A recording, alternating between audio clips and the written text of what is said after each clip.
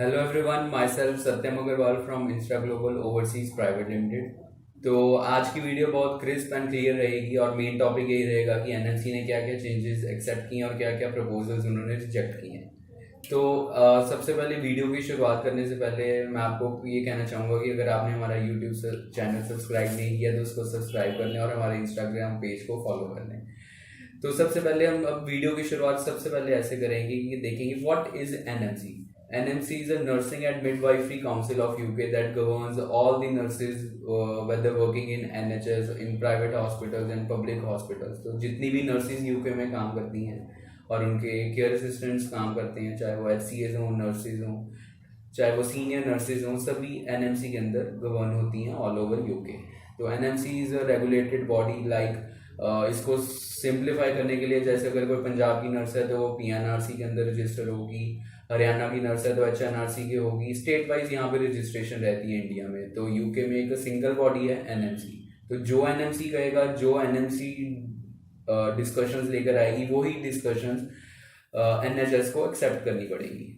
तो अगर किसी को भी नर्स को अगर यूके में जॉब करनी है एज एन RN, तो सबसे पहले उनको आइल्स देना पड़ेगा 777 एंड 6.5 इन राइटिंग के साथ। और अगर वो OET करते हैं तो उनको BBB एंड C+ देना पड़ेगा।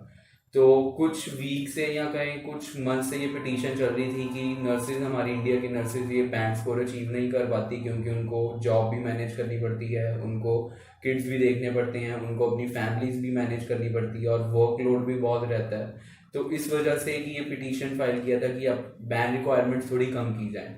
बट अनफॉर्चुनेटली उन्होंने बैन रिक्वायरमेंट्स तो कम नहीं की। तो उन्होंने दो प्रपोजल्स को मेन एक्सेप्ट किया है। तो फर्स्ट प्रपोजल जो उन्होंने ये एक्सेप्ट किया है कि कोई भी नर्सेज अगर सपोज किसी नर्स ने आइल्स एकेडमिक में, आपको आइल्स एकेडमिक करनी पड़ेगी, चाहे वो मेल नर्स हो चाहे फीमेल नर्स हो, उनको आइल्स एकेडमिक करनी पड़ेगी। अगर कोई भी नर्स का बैंड स्कोर 6.5 इन राइटिंग से नीचे आता है, तो सपोज उनको 6 अचीव किया, तो उनका सबसे पहला पुराने क्राइटेरिया के अकॉर्डिंग वो मार्क्स अपने क्लब अप नहीं कर सकते थे न्यू टेस्ट के साथ। सपोज अगर किसी नर्स ने आइल्स एकेडमिक में लिसनिंग, रीडिंग और स्पीकिंग में 7 बैंड्स अचीव कर लिए हैं, but due to XYZ circumstances उनके राइटिंग में 6 स्कोर उन्होंने फॉल किया है, तो पुराने सर्कमस्टांसिस के अकॉर्डिंग आप उसको क्लब नहीं कर सकते थे विद द न्यू पेपर अगर आप आइल्स को रीअपियर करते हैं। So with the new proposal जो NMC ने एक्सेप्ट किया, अगर किसी नर्स ने 6 बैंड अचीव किए हैं राइटिंग में, तो वो पेपर आपका वेस्ट नहीं जाएगा, आप दोबारा रीअपियर करके आप अपने मार्क्स क्लब अप कर सकते हैं। तो सबसे पहले ये था कि आपको विद इन 6 मंथ्स आपको पेपर देना पड़ेगा, बट अब उन्होंने टाइम गैप उन्होंने बढ़ाकर 12 मंथ्स कर दिया है। मीन्स कि अगर आप 12 मंथ्स के अंदर भी अगर अपना आइल्स रीअपियर करते हो तो वो आपका वैलिड माना जाएगा। मीन अगर आप 7th मंथ में करते हो या 8th मंथ में करते हो, 9th मंथ में करते हो, तो उन्होंने 6 मंथ से लेकर 12 मंथ्स का उन्होंने गैप इंक्रीज कर दिया। तो सेकंड प्रपोजल उन्होंने ये एक्सेप्ट किया है कि कोई भी हेल्थ केयर असिस्टेंट्स हो, चाहे वो सीनियर केयर गिवर्स हों, चाहे वो केयर असिस्टेंट्स हों, कोई भी HCAs हों, तो वो अगर नॉन स्पीकिंग कंट्री से बिलोंग करते हैं, चाहे वो इंडिया है, पाकिस्तान है, XYZ, जो भी नॉन स्पीकिंग कंट्रीज हैं, उनका मैं लिंक आपको डिस्क्रिप्शन में दे दूंगा, और वो जॉब कर रहे हैं यूके में, अगर उनका एम्प्लॉयर इन राइटिंग में प्रोवाइड कर दे कि that HCA or that senior care giver can communicate effectively in listening, reading and writing और स्पीकिंग, सो उनको आइल्स और OET वहां पर नहीं देनी पड़ेगी अगर वो एनरोल होते हैं NHS के अंदर। हाँ,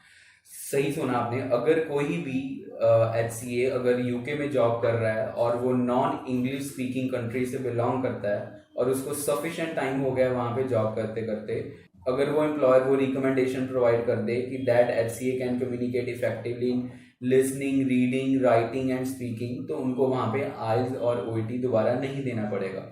NMC ने अभी ये गाइडलाइंस इशू नहीं की कि ये how much that HCA or that caregiver has to spend his or her time with that employer कि एम्प्लॉयर रिकमेंड प्रोवाइड करे। बट NMC ने ये अपडेशन प्रोवाइड की है कि ये जो भी चीज़ होगी विद इफेक्ट फ्रॉम Jan 2023 से इफेक्ट होगी। सो इस चीज़ को सम अप करते हैं, दोनों ने 2 प्रपोजल्स एक्सेप्ट किए हैं आउट ऑफ 4, और फर्स्ट प्रपोजल इन्होंने ये एक्सेप्ट किया है कि आप उन्होंने 6 मंथ्स का गैप 12 मंथ्स को कर दिया है कि अगर वो कंबाइन करना चाहते हैं अपनी आइल्स और OET को स्कोर को, वो विद इन 12 मंथ्स दोबारा पेपर रीअपियर करके अपनी कॉम्बिनेशन कंबाइन कर सकते हैं पेपर को।